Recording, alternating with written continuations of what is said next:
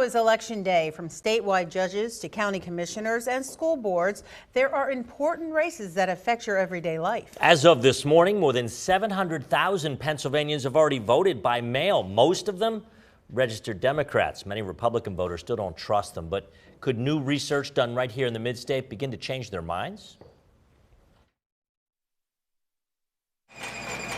On election eve, more than 1 million mail-in ballots had been requested and just over 700,000 returned.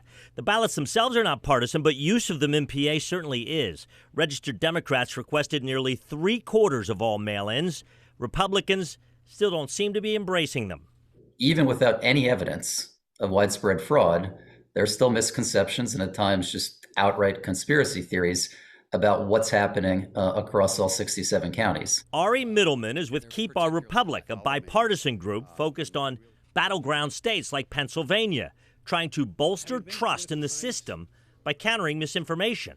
There isn't some sort of master scheme that Democrats are put at an advantage by mail-in votes. And there's no partisan difference either at the individual level or at the county level. Sarah Neibler teaches at Dickinson College and recently researched mail-in ballots from the spring primary, specifically rejection rates of them by party. 1.94% of Democrats' mail-in ballots were rejected, and 2.01% of Republicans' mail-in ballots were rejected in the spring 2023 primaries. Nearly half of the tossed ballots arrived past Election Day.